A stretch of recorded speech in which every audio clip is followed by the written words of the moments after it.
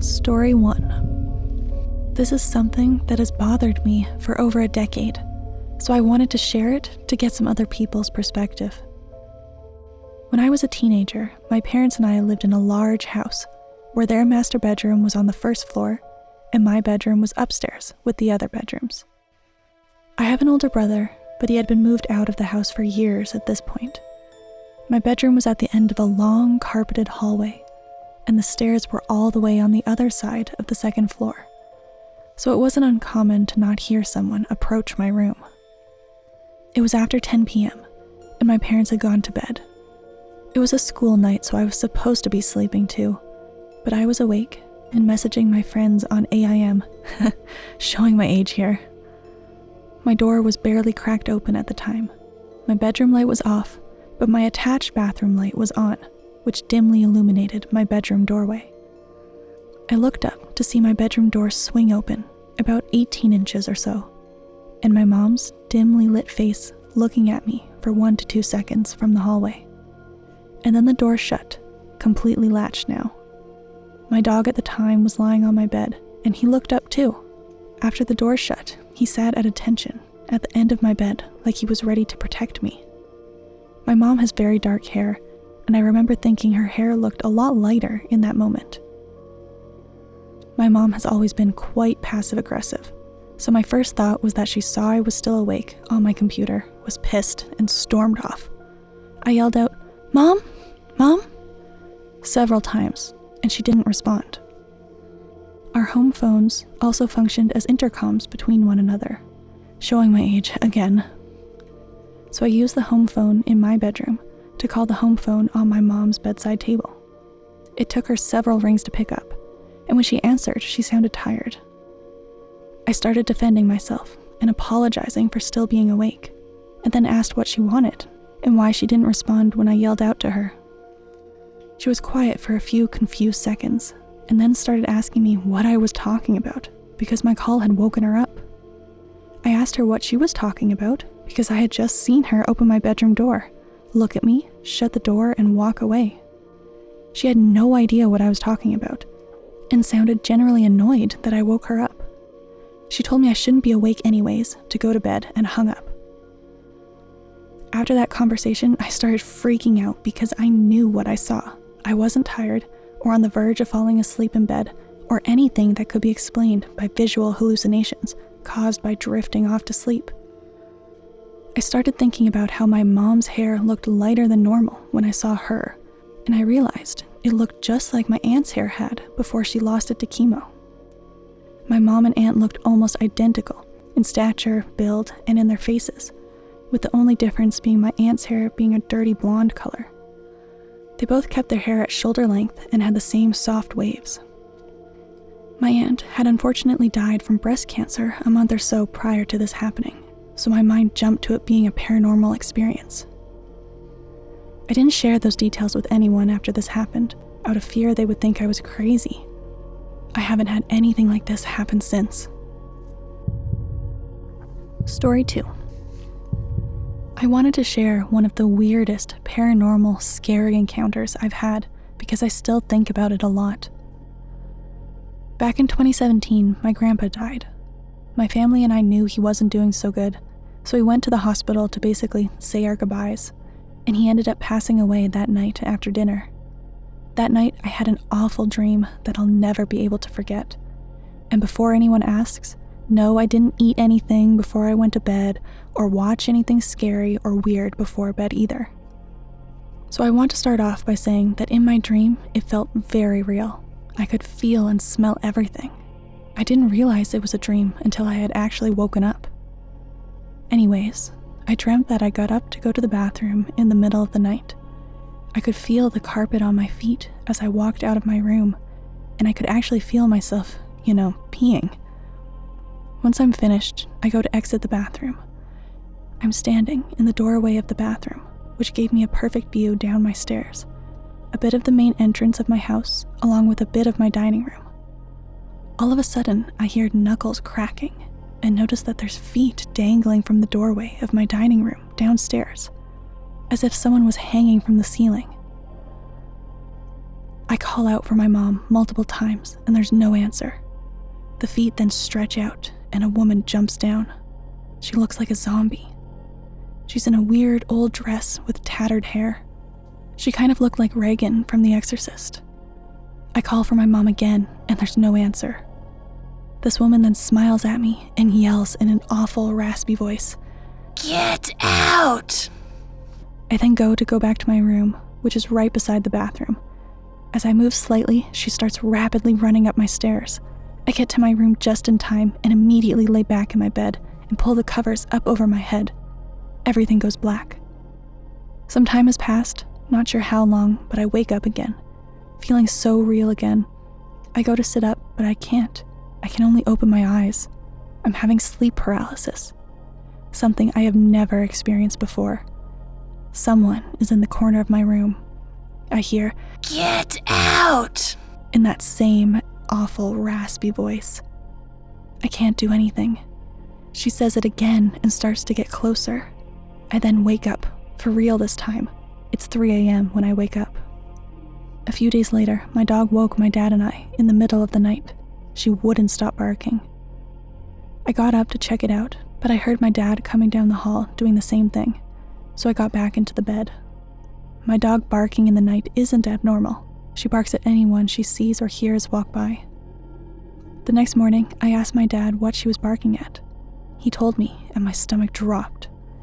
He said that when he came downstairs, she was barking at the top of the door frame, where I saw the woman's feet hanging from in the beginning of my dream. He said he even stood in front of her, and she moved her head to continue to stare at the top of that door frame. She did eventually stop after 10 minutes. Nothing has happened to me ever since, so I'm not really thinking I brought something home with me from the hospital anymore. But at first, I really thought I had.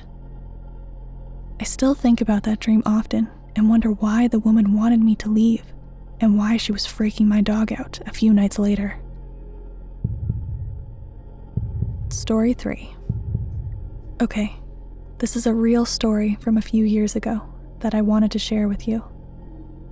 I went to sleep one night and started dreaming normally about being in my apartment building and running away from somebody.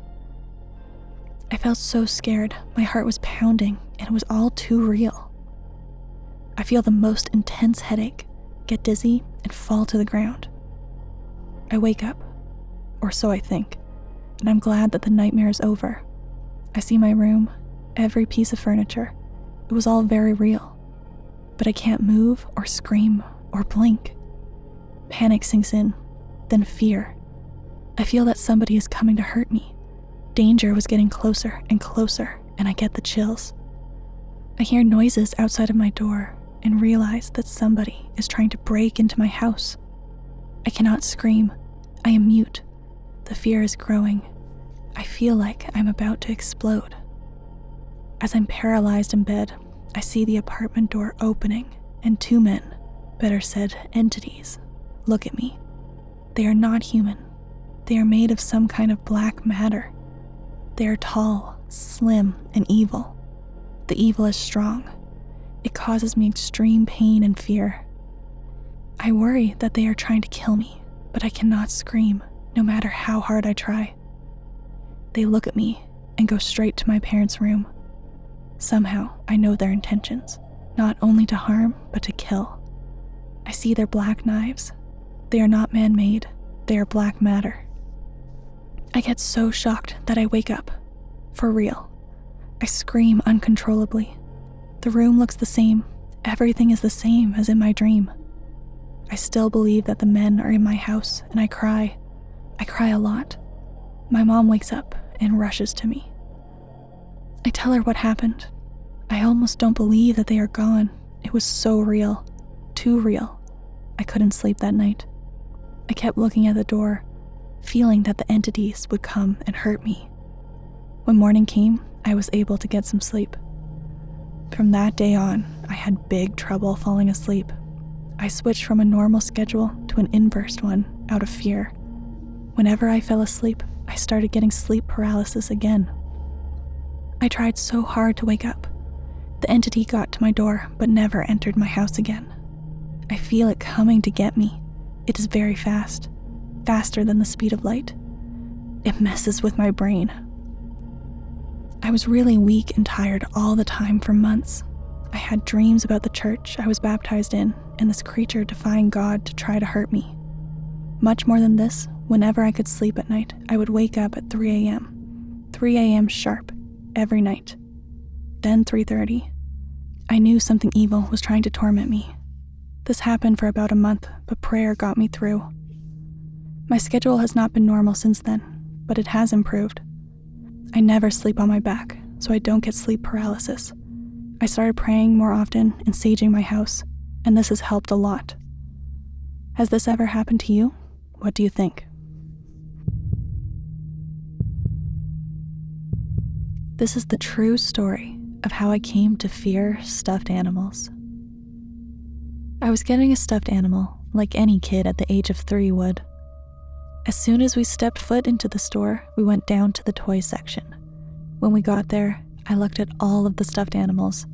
I looked one right in those marble eyes, then I held out my arms to it.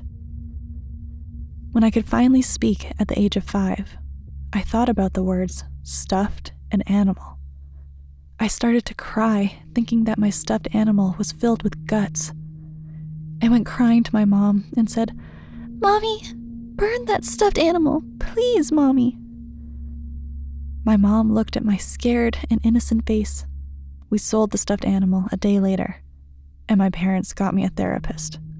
I still have one to this day, but anyways, I was talking to my therapist. She said, "What made you afraid of stuffed animals?" I looked at her with tears in my eyes, and I said, "The word stuffed.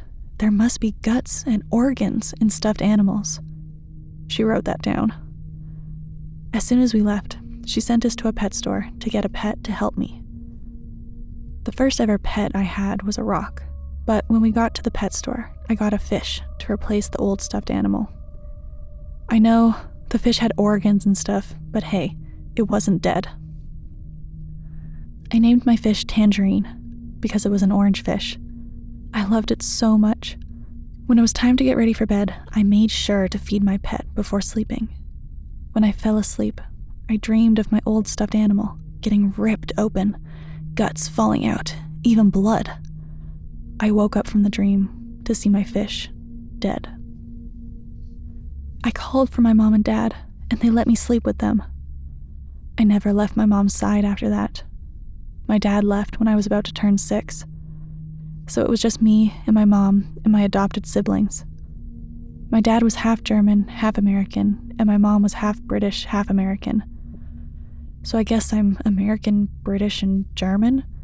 So I didn't really understand English for a while. Good thing my mom knew German.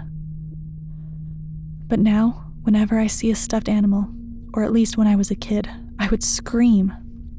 Those nightmares taunt me. I stay awake at night sometimes, writing this story as I shake, remembering what happened. But this is not over yet. One birthday, my cousins gave me a stuffed animal of a fish. It looked like my old one. I screamed when I saw it, so we burned it. But it stayed in my mind. We ended up getting another pet fish, but the next day, there it was, lying dead in the tank. My therapist knew everything, because I had told her. Finally, I knew English, and she did not have to speak German. At least she knew it, or else the nightmare would follow my mind, even though it does already. When people eat fish, I look at the food and cry a bit, remembering the innocent me with barely any trouble. Now, I never look a fish in its dumb but weirdly adorable face. I like axolotls now, I guess, but if that fish ever comes back, just burn the house. I am not staying with that fish again. You may have heard stories about a dog, or maybe even a cat or a bunny too, but probably never of a fish. This is my short little true story, but now it's sadly the end of it. But not really the end, I guess.